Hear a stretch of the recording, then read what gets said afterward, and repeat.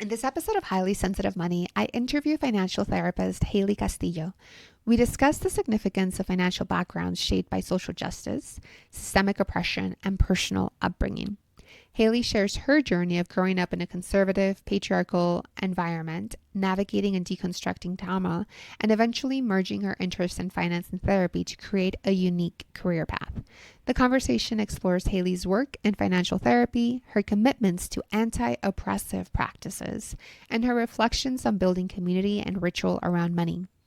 Haylie also highlights the challenges and rewards of entrepreneurship, personal healing, and the radical concept of liberating money as a neutral resource for achieving joy, rest, and creativity. Welcome to Highly Sensitive Money. I am very excited to have Haylie Castillo here as today's guest. Haylie and I met maybe 6 or 7 months ago. We met at FinCon in New Orleans at a social justice meetup, and I feel like I met a kindred spirit. Like, the more that we talked, the more that was like, wow, we have such similar interest, except that you went the therapist route and came to finances, whereas I started off on the financial route and like have incorporated therapeutic practices into what I do. So Yeah. Haylie, it's great to see you. Great to have you here. Thank you. I'm so excited to be here. I'm such a fan of the podcast, fan of your work, fan of you. Yes, I'm really excited to be here. Thank you. I appreciate that. So the first question that I love to ask is, what was the financial background of your childhood? Where I like to begin is kind of to paint the picture of where I grew up, because so much of our environment and social location and intersectionality informs our relationship with money. So I'm white. I'm from the South, the Southeast United States, the Deep South. Grew up in Georgia. Grew up in a very close knit, conservative, nuclear family. My parents grew up working class, poor working class, from large families in the rural South. And then my dad became an engineer and very much kind of had that upward mobility of going from working class to like really middle class. And so that was kind of my experience as a child growing up, kind of, coming into that more middle class, kind of being able to go out to eat, pay for extra kind of things, not living paycheck to paycheck, that sort of thing. So there's that aspect of it. And then there's the aspect of, I was also raised in a very strict, high control religious environment as well. I think I see it as a cult. It was the fundamentalist version, or sect of evangelical Christianity, Southern Baptist. And then when I was in high school, we actually changed churches and went to an even more conservative church, Independent Baptist, very similar to like the Duggars family, that sort of thing. So it was, my entire life was very flavored by patriarchy because of that in all aspects. And it does actually come into play with my relationship with money, in that I was exposed to basic financial education, like good concepts like don't go into debt or don't go into bad debt, like live within your means, be generous. But I mean, that was very much in the sense of like give to the church and the organization and then trust them to do what was right with it. But I ask folks for a living about their relationship to money and kind of their money story. And I like to kind of describe it as if I didn't even really have a personal relationship with money until I was in my mid 20s. It was as if it was kind of that dynamic of like the friend of a friend, but not a direct connection, if that makes sense. Where What does that mean? Like, you never bought anything yourself? Like, you never were like, here's $10, go to the store, get some cookies. so That's actually a good question. So I did actually have like some spending money. My parents did do a good job of, like, I had an allowance, a small allowance, and like we were taught to kind of budget in the sense of like you save some, you spend some, and then you give some, that sort of thing. But as far as like learning how to do life other than just like fun money or like the kind of the basic essentials, it was very much the narrative was that's the man's job, not you as a woman. And so growing up as a girl, I was very much handed the narrative of you need to be aware of these things in order to support the man in your life so that you don't go off and just, spend willy-nilly and ruin the financial, situation of your family. But as far as actually taking agency over it and having a sense of ownership personally in my own life, there wasn't that connection. So the end goal was to be able to find a husband, get married, and then support his, he would provide for the family and maybe I would help with the budget, but it would never be like my using money the way that I wanted to by myself and having agency over it. So for example, like I didn't work outside the home. I never had a job. My first job like in the real world was I was not until I was 24.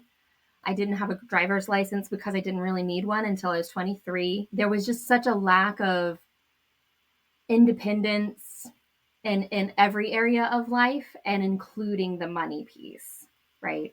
So the education was there, but the dynamic relationship was not. And so my story very much when it comes to money, my story very much has been one of reclaiming agency over money, success, money as a resource and a tool to be able to create my life and the life that I desire. And that very much flavors the work that I do and my philosophy and my perspective as well as reclaiming agency. That makes complete sense. That makes a lot of sense. That if you were, I love what you said. It was like money was a friend of a friend, Mm-hmm. right? Like you knew how to use it, but in a very outlined way, right? So the financial background Right. of your childhood was like it's taken care of. Don't worry about it. Don't think about it. It's never going to be your job to be in charge of this anyway. Exactly. Yes. So there was the Mm. familiarity of it. There wasn't any kind of fear around it, but yes, it was very, you don't really need to know about, you don't really need to relate to it in a direct way. Yeah. And you mentioned a little bit of like what you do right now. So right now you're currently a financial therapist. I would love to hear like how does one even hear of that? How does one become a financial therapist? Or how did Sure. you, Haylie Castillo, become a financial therapist? Yeah. Yeah. So it is so exciting to be in this space because it is very new. It's an emerging space, is what I like to say. It's a world that's currently being created. And yeah, I'll share my story and kind of how I stumbled into this. so, so having grown up the way that I did and being raised with a very outlined version of what life would look like and what success meant for me as a woman, I did step away from that and did go through the complete deconstruction process of stepping away from the high control religious environment. And part of Can you that, can you slow yeah, that down? Because I mean, for people sure. who have no context for it, deconstruction, high control environment. I'm thinking of a friend of mine who grew up as a Hasidic Jew Mm, in New York. And for him, like I remember he shared that there was actually a program that he went to, and he went to this program for a couple of years just to like things that were obvious in the way that he was brought up that were actually not real or relevant or not obvious in the world the way that it is today. And he said it took years of like going back and forth and that it was incredibly destabilizing to be like, all of these things I've taken for granted that weren't working for me, but yet they were still my foundation. Like, was it a similar process for you in the deconstruction? Similar in the sense of that it takes years and so many, it's like an onion. Like you peel back the first layer and then there's another layer and then there's another layer. And it's such deep work. Yes. I didn't go to an actual program, so it's different in that sense, but it's very much, and I'm still on the journey, to be honest, of like really unpacking all of the trauma that I lived through. Because when you are born into it and then raised as this is normal, you literally don't know that there is anything different. And so it's very core to the way that you navigate the world. And so yes, it's a very deep healing process of, and we call it deconstruction because it's very much, if you take the visualization of like a skyscraper and then kind of deconstructing all of that, like you know taking it apart. If it's a Lego set, almost is like taking it apart piece by piece. And some people don't have the privilege of kind of the taking it apart piece by piece. Sometimes it's like blow up, completely, and then you kind of are left with the pieces. But it really is, it's just kind of taking it completely apart, deconstructing, and then you're kind of left with this vacuum. And so then the process, it's a parallel process of deconstruction and reconstruction at the same time, and reclaiming. Wow. Wow. It makes me think of a lot of like as financial activists, sometimes we talk about building the good while you're getting rid of the bad. It's a just transition. Yes, it's the same process. Yes. And it's just on a, rather than a collective level, it's a very personal journey as well. Yeah, Yeah. it's that process internally. So in that process of deconstructing, were you also like going to college and thinking about like, well, if you're not just going to be a stay-at-home wife, which is what I imagine that was Yes. like, what was that was laid out for you, Yeah. then how are you going to meet this friend of a friend called money and like start to actually get to know each other? Yeah. So I did actually go to college. That was part of the what my parents did want for me.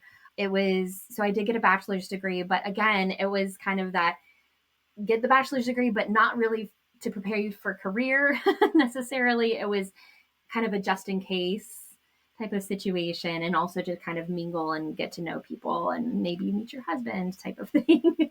So it really actually, there's so many paradoxes in my story, which I kind of have started to fall in love with. Patriarchy is a huge theme, right? The toxicity of patriarchy. And meeting my husband, because we did get married, we were very young, we were, met at college. And now he truly is my life partner because we went through the whole deconstruction journey together. He, a man, right, has been such a huge catalyst and supporter of the reclamation journey that I have actually been on.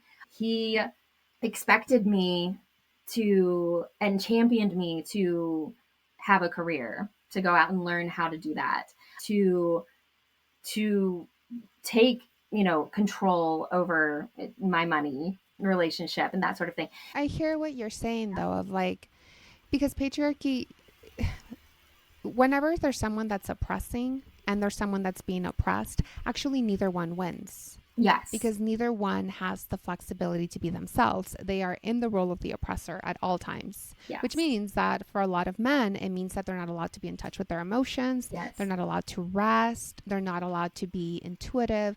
They're completely cut off from what is feminine, right? That's what patriarchy asks us to do. And that's not what people are like, right? We're much more complex than that. So that's why anything that's oppressive is actually limiting everybody involved. It hurts everybody. The one being oppressed, it's easier to see, but the one oppressing is also losing their humanity. Yes, it disconnects us from our humanity. Everybody. Yeah.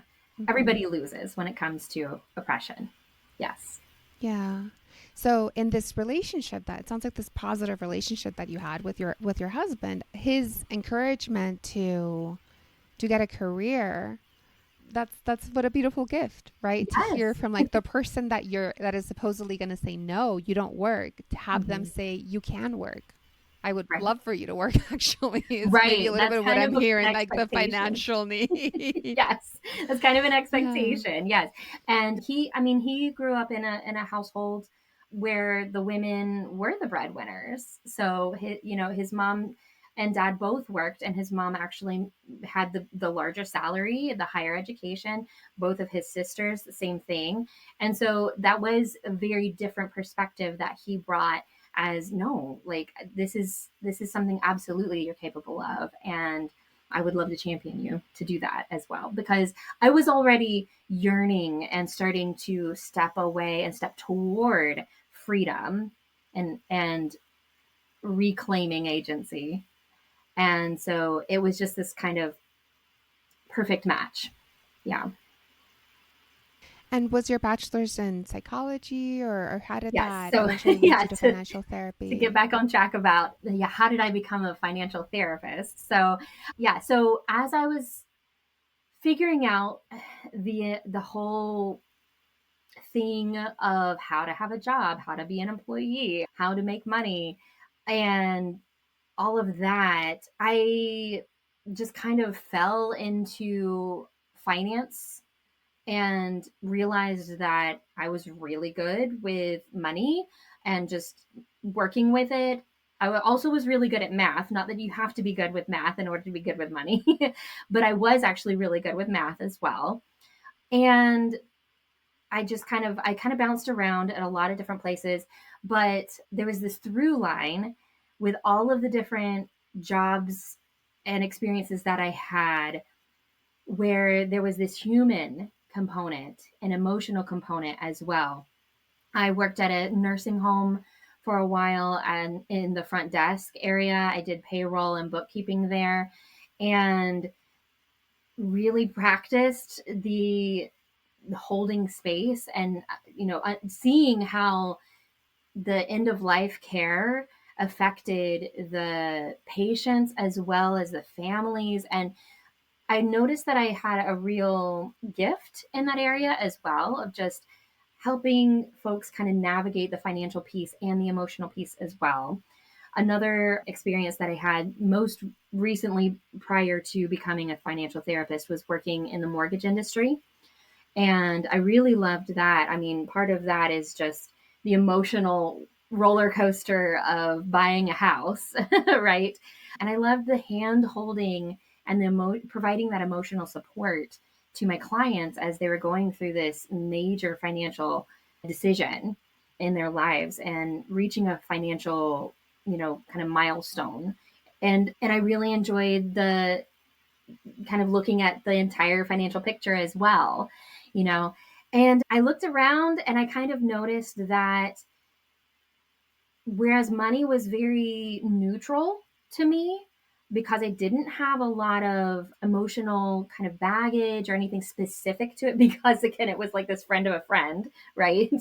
I looked around and I noticed that that was kind of a unique situation and kind of a gift. I started looking at it as a gift to be able to neutralize that, the money piece for folks. So the next thing that happened was I had a mental health crisis, to be honest. It was very connected to giving birth and becoming a mom. And there was postpartum depression for sure, but I think it was also just a lot of just kind of the breaking open of all of the childhood trauma as well. And it was just like, we're ready to heal. And so it kind of took me out of the workforce for a few years. And that's when I first went to therapy. That's when I first started actually investing in my personal healing and started that journey. And so I had the personal finance piece. And then I had the mental health and healing journey. And then along the way with our deconstruction journey, we had landed in a community that was very social justice oriented, very much about putting good into the world. How can we build community and lift up the neighborhood where we live, like very, very social justice oriented. And I noticed, as like spending time with these social justice folks in the nonprofit space, I noticed that there was a lot of money narratives there that were very limiting as far as being able to do more social justice work, put more good into the world. And so it was kind of these three pieces: the personal finance, education and journey and experience, the healing journey, and then the exposure to the values of social justice and righting the wrongs that are in the world, and kind of seeing the disconnect between all three of these. COVID hit. And at that point I was starting to feel healthy enough to be able to kind of explore going back into the workforce or start a new career. And when COVID hit, the world kind of silenced a lot of the noise, silenced. There was also the real presence of death and the shortness of life, the preciousness of life. And like a lot of folks, it was a lot of like soul searching that happened for me. And it was kind of that question of, what is my calling? What do I feel compelled to do with this one precious life that I have? Right. And it was after spending time with the social justice friends that we had, where I'm a very passionate person, and I just was like, oh my gosh, like if they would just like if they would just, change kind of the way they think about money and relate to money, they could do so much more. And my partner, again, like he's such a blessing. He looked at me and he said, you sound like a therapist, but like for money. And it was like light bulb. And I literally sat down and I Googled, is financial therapy a thing? And I found out that it was a very new thing, but I found out that it was. And it was like it just, everything aligned. It's like, that's it. That's what I'm called to do. And so I reverse engineered kind of everything, went back to grad school to be able to get my therapy license. And here we are. Yeah. And you never considered like financial planning or financial coaching? You're like, no, I want to do therapy. Yes, I wanted to do therapy. Yeah. It's been an evolution of exactly what the work actually looks like, the iteration of it.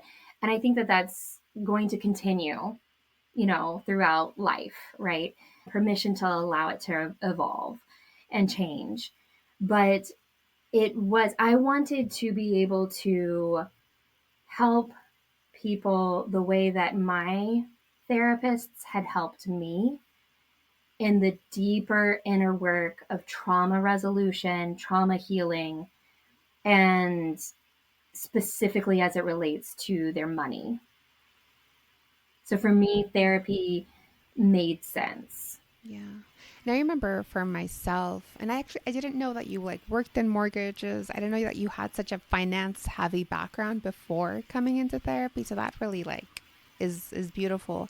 I remember for myself, I dabbled in being a social worker when I was in college. And I didn't have like the empathetic boundaries that I needed at the time. I was like 23, 24, and I burned out very quickly. And I also realized how much I missed numbers. So for me, it was like, I love working with people short term, getting the foundation set, but the longer work of therapy resolution, as someone who's been with the same therapist for 4 years, I know I don't have the patience for it. I am like, I am seeing you 6 times at most. But like if we keep going longer, because I know I have a therapeutic presence, but Mm-hmm. I'm not a therapist. And it's very like, it was a very chosen thing for me. Like I can be therapeutic. I'm not going to go and spend the time needed. Because I don't even want to say it's not in my skill set. It's not in my interest. Yeah. If that makes sense. Just kind of Yeah. like if I'm going to be the best version of me, it's like foundation building and then do the trauma work with someone who really maybe has the stamina for it. Absolutely. And I think that's the beauty of like to me it's a sign of the true abundance that does exist, right? And the beauty of that of like they're both so needed.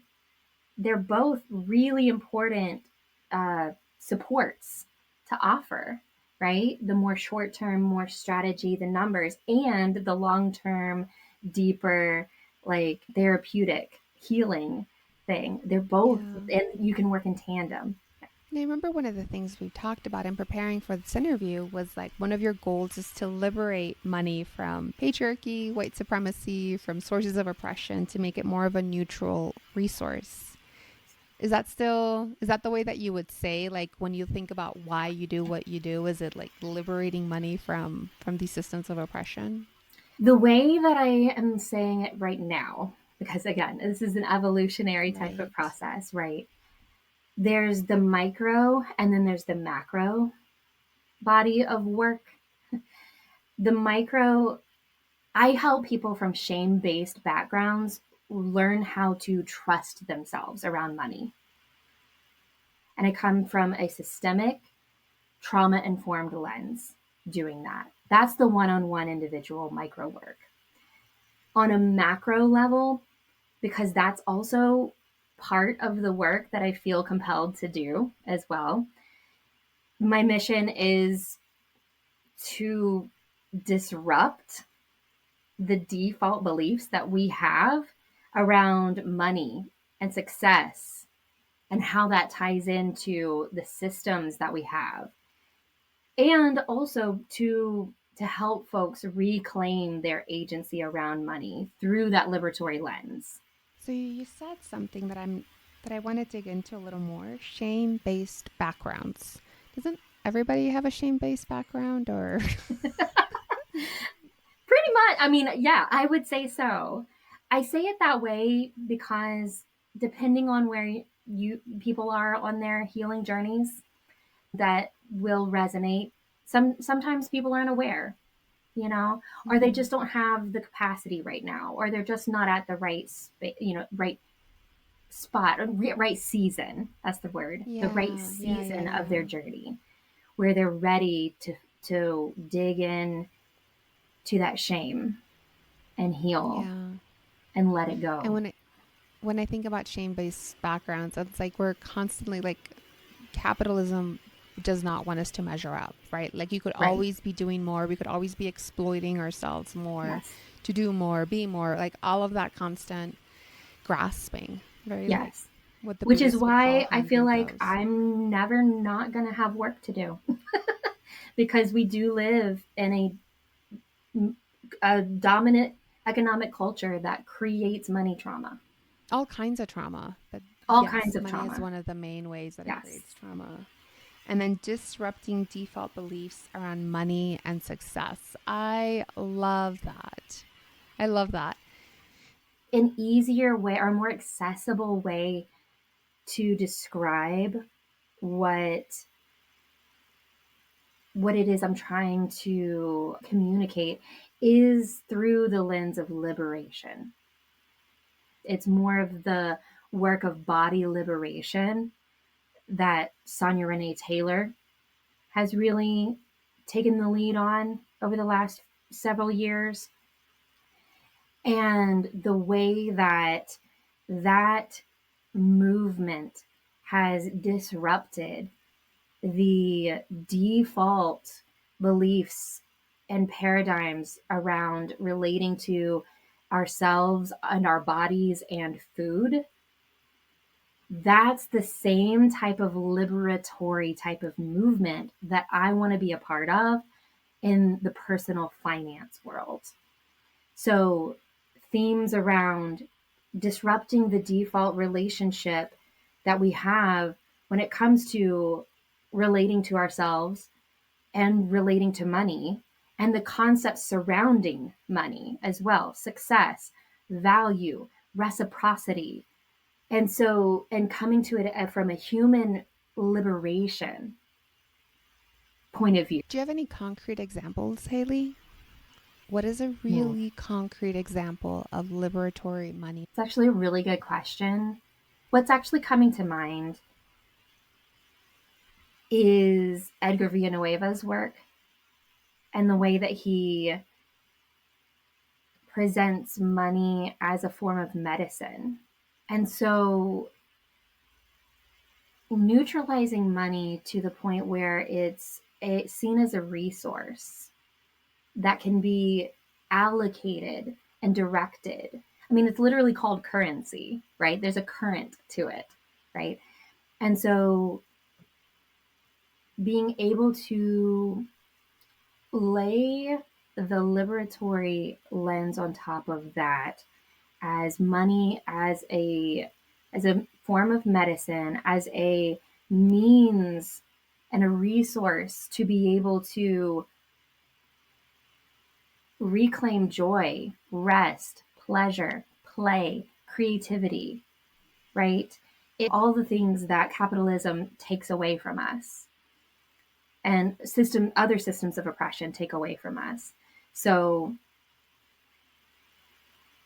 that's an abstract idea, but that's an abstract way of kind of trying to explain what I mean by bringing liberation, the the lens of the liberatory lens to personal finance and money.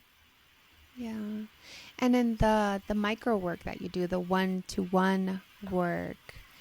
Well, I guess maybe this is a silly question, but like, where do you prefer to live? Do you prefer to work in the micro or in the macro, disrupting beliefs? Which one do you find that it's easier for you to shine or that you enjoy the most?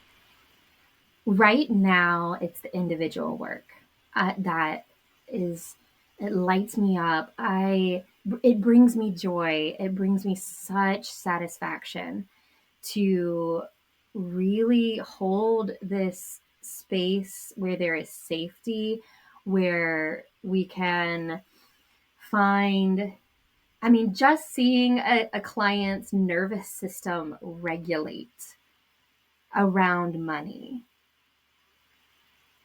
because we're in a consent based space around money is profoundly satisfying. So, right now, it's the individual, the one on one work for sure. Yeah, and it's like that shoulder relaxation, right? That just like when you can physically see that they're like, "Oh, I understand this. I get it. I Hmm. know what you mean with that." It is really good. And one of the topics we haven't gotten to yet is high sensitivity. So when I first presented this project of this podcast, Highly Sensitive Money, you shared that you identify as highly sensitive, and I feel like you have a longer background with it than I do. I'd love to hear like how did you first hear this term? How do you apply it to yourself or not? Sure. So, my understanding of it is, how did I come across it? I actually think I was exposed to it through Lindsay Bryan Podman, her podcast. She's the financial therapist that I actually found when I did that Google search many years ago.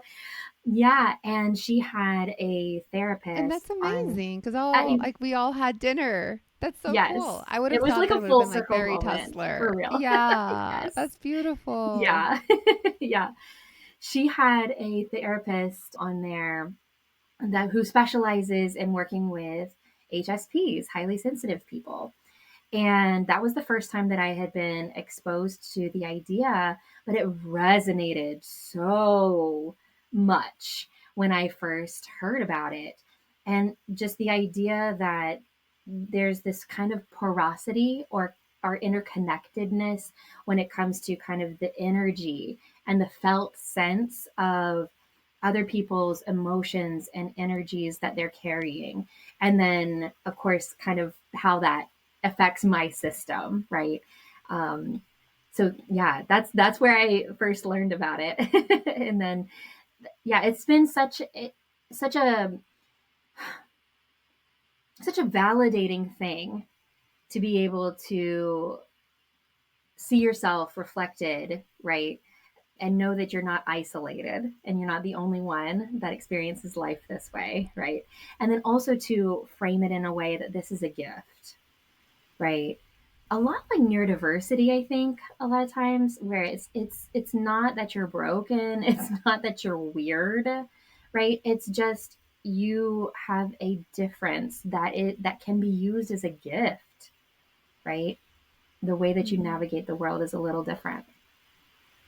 Yeah, I met a couple of days ago with a friend locally who also is an HSP, and we were talking about maybe the gifts of being an HSP, and I was asking her like, what did she think about breezes? Because like I remember, I don't know, at one point, I think when I was like newly single, so I was kind of touch deprived, but I could Mm. feel the breeze on my skin and it felt so pleasurable. It felt like the earth was happy that I was there. Like I took it very personally.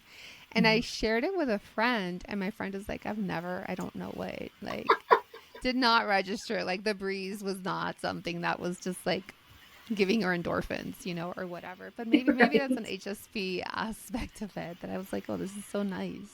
Yeah, I think so.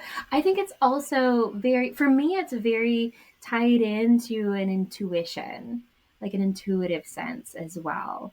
For me, I don't know if that's Mm. the way it is for everybody, but yeah, I really resonate with that. My husband's not an HSP either, and so yeah, there's this ongoing dialogue around the difference, the different way that we experience the world. Yeah. Yeah. Because it's pretty high between 15 to 20. Some people say 20 to 30, depending on how you measure it. And yet, it's not more than half, right? So it's still less than half. Yeah. Yeah, but it's common enough. And then you talked about a group that kind of started bringing you into social justice. I'd love to see like how do you meld that into your work right now? Like as a one-on-one financial therapist, do you only focus on people who are interested in social justice or do you bring the topic to them? Like how does it look in your practice? Yeah, great question. So it's very important to me the philosophy from which I practice as a therapist because therapists are they're kind of across the board, right?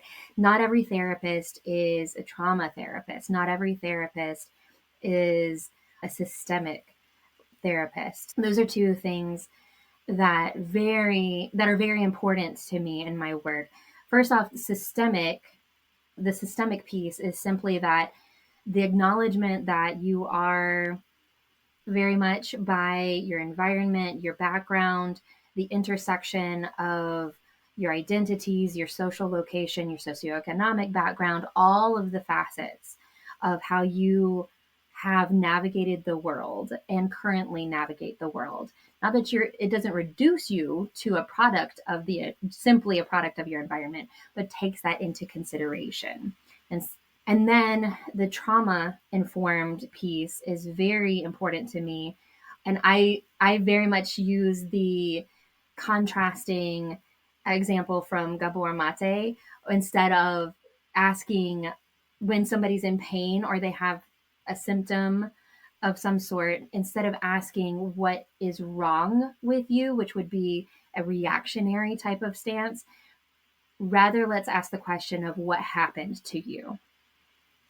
And it is a much more compassionate approach.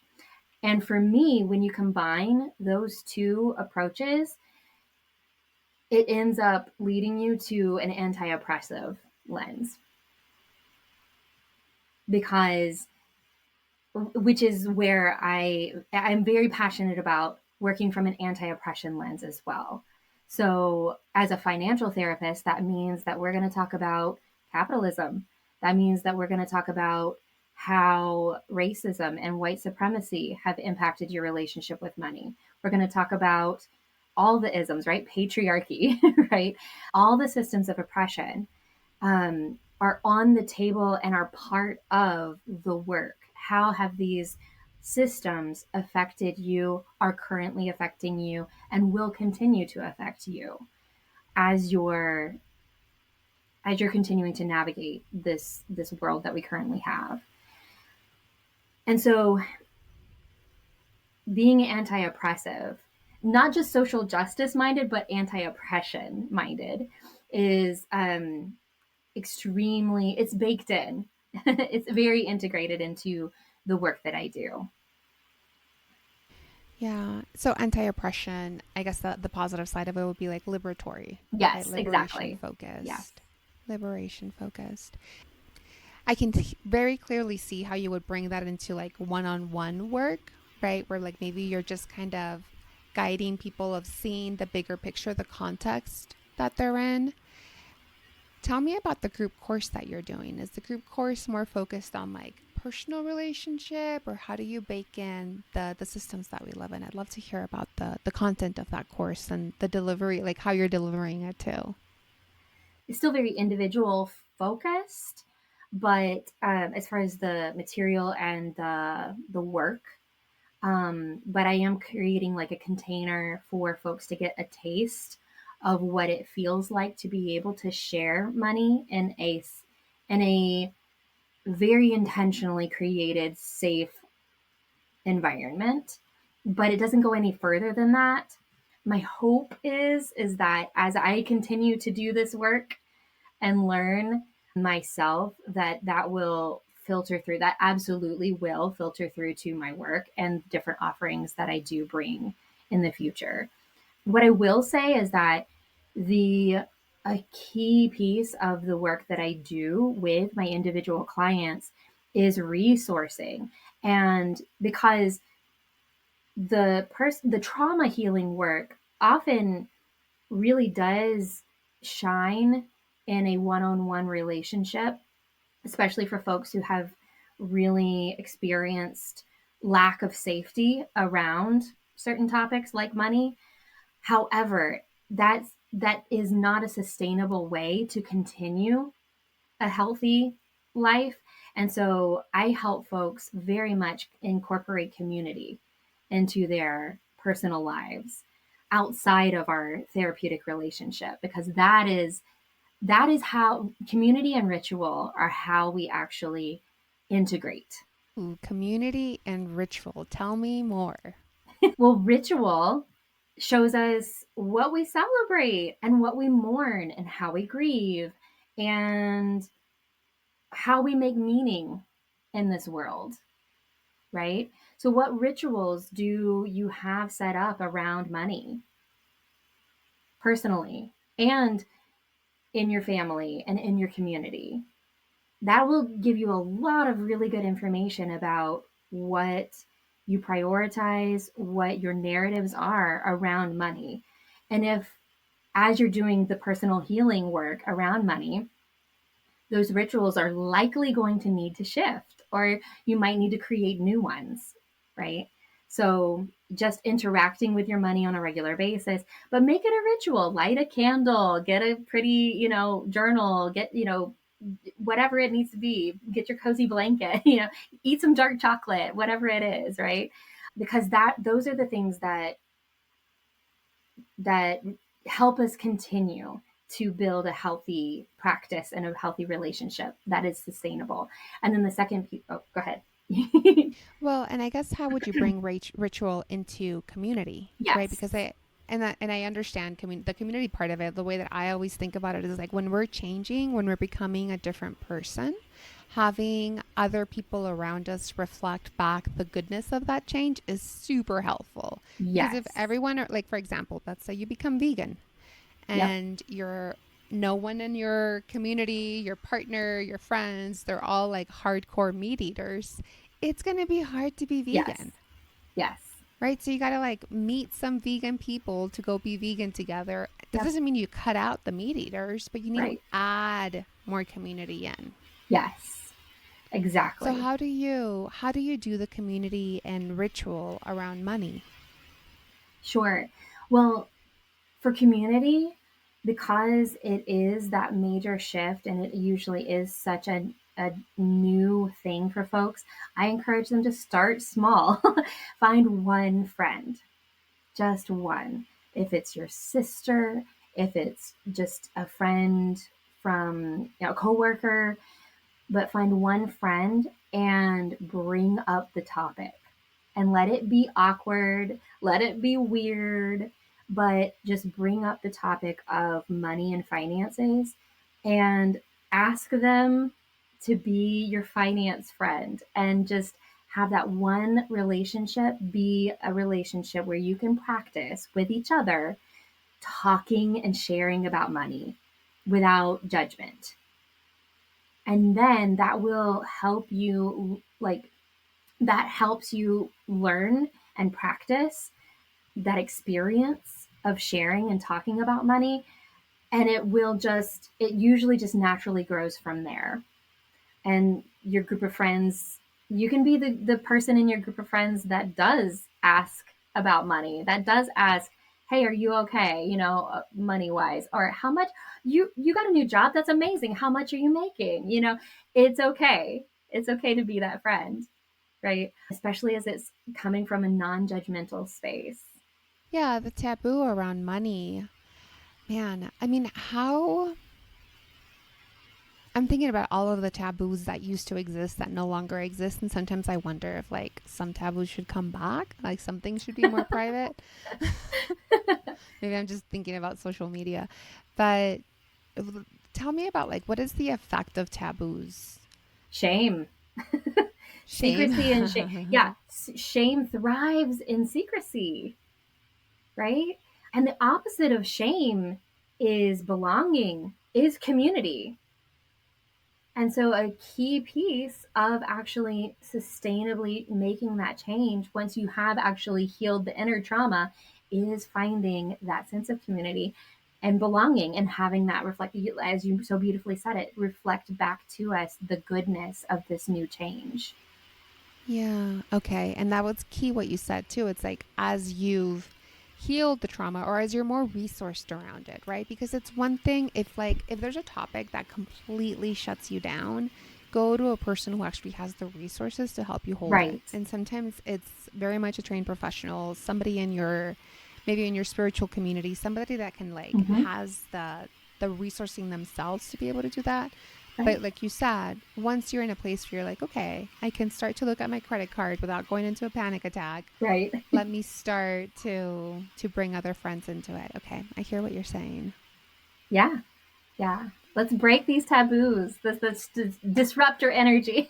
Let's break these taboos. Yeah, that's so Yeah. true. Yeah, like the effect of taboos is creating shame and secrecy, which makes it difficult to get to belonging. And on a macro sense, on a systemic sense, it also, taboos help support and keep systems of oppression intact. Can you elaborate a little more?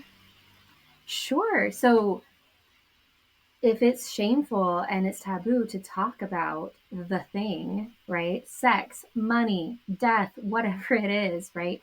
Then the default, the status quo, will just stay the status quo. There's nothing to Mm-hmm. actually shift anything. But as soon as you bring that topic up and put it on the table, just the act of doing that has already is an act of resistance, and an act of liberation in and of itself. Mm-hmm. Right, right, right. Telling the emperor they have no clothes. Yes. Yes. I mean, going back to like disrupting the default beliefs around money and success, when I remember hearing that like only 6% of CEOs are women. And I think I read this where they were actually, and it was like a lot of women were like, well, I don't want to be a CEO. I don't want to have to do all of the things that are required of that. Like you have to be domineering, you have to be backstabby, you have to be all of these things that I'm like, I remember they said that like CEOs these days are kind of like Genghis Khan or sociopaths or like war leaders and like maybe it's not super attractive for everyone, right? If you're like a very sensitive individual where you're like, well, whatever. I'm actually having a tirade against CEOs. Not helpful. Not helpful. I'll actually tie that in of disrupting the default idea of success. We are handed Mm-hmm. this template, especially in the United States of America, right? The American dream, right?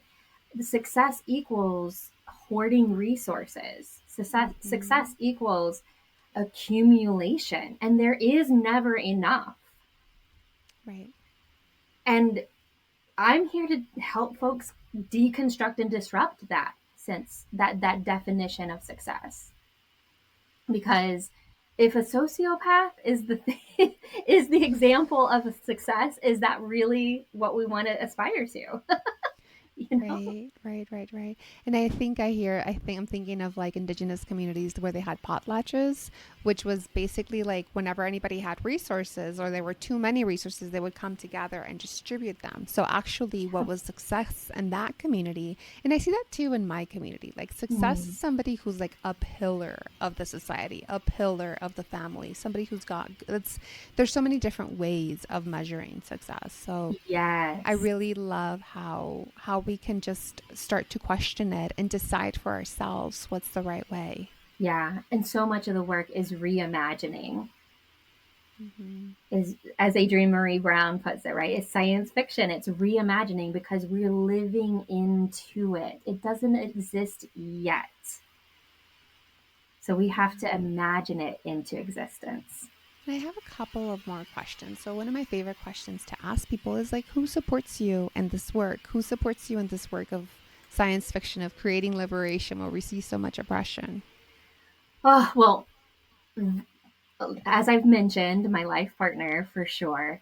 It is such a huge privilege and gift to have a partner who fully is committed to a healthy relationship and partnership, and also financially supports us for the most part right now, and definitely through grad school as well, so that I can have the freedom that I do at this season of life to be able to do the imagining work, do the rethinking and the deconstruction and rebuilding work that I feel compelled to do. And so for sure, and my close group of friends as well, that sense of community. But on a more professional level, I have a group of anti-oppression therapists that I'm very connected with that are not financial therapists. I'm the only financial therapist. There's a grief therapist. There's a therapist who works with first generation immigrants. We kind of come to it. We have all of our different populations and niches that we work with, but are able to resource each other and support each other in doing this very important work that we do. Also, I have a group of women financial therapists who are committed to being leaders in this space as well, that I'm a part of, that offer such an amazing amount of support there. And then finding the trauma of money this last year, which is a program offered that is just phenomenal and life changing for a lot of folks, really has felt like finding my professional home base as well. Their philosophy is anti oppressive, it is collectivist. And so they are very committed to not just throwing the information at you and then leaving.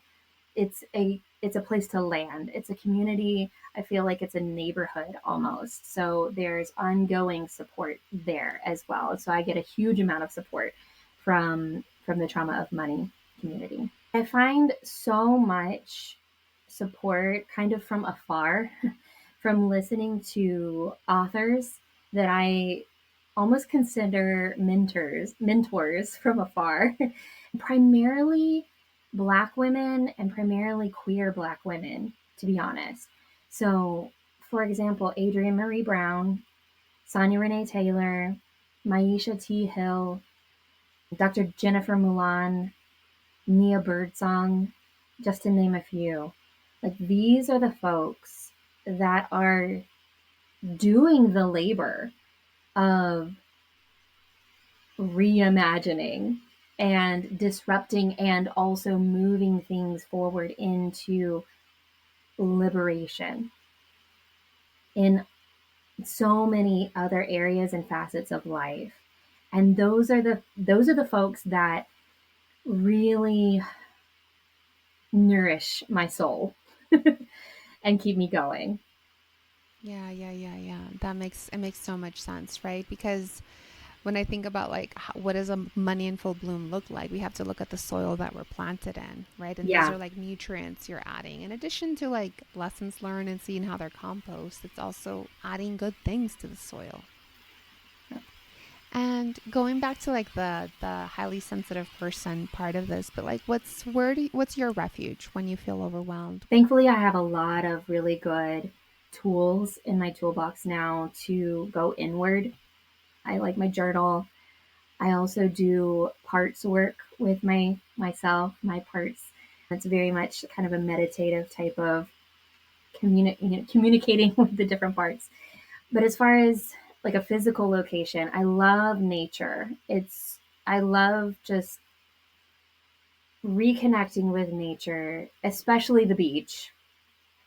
I love the beach. And I have this very strong connection to the elements in nature, and the beach is where all four of the elements collide. And I think there's something there. But the beach is very, very much a refuge for me when I'm feeling overwhelmed. Where is fire at the beach? Do you set a bonfire? The sun. Ah, okay. Yeah. Okay, that makes sense. Oh, I also wanted to point out that like March was your 1 year celebration of being an Yeah. entrepreneur. How did you celebrate? How did you create ritual around that achievement? Oh, I did a lot of self reflection and celebration, looking back at the intentions that I set last year, and really the ritual of listing it out was kind of mind blowing. A lot happened. It was a very rich year, lots of growth. Yeah, and all that comes with growth as well, right? Sometimes growth is awkward and uncomfortable, and learning the practice of that. But yeah, the ritual of listing it down and then celebrating, just acknowledging it and just kind of doing a happy dance. And yeah, just sending the gratitude out. Yeah, that's beautiful. I'd love to hear like what is an intention that you have for this second year of entrepreneurship? Mm, Anything that you might want to share? sure. Every year I don't really set New Year's resolutions anymore. Haven't for a while now. But I really love the practice of finding words for the year that kind of act Mm-hmm. as themes. And the last few years, it has really felt like the words have kind of felt like found me. And this year, the words are rooted, deepen, and cultivate.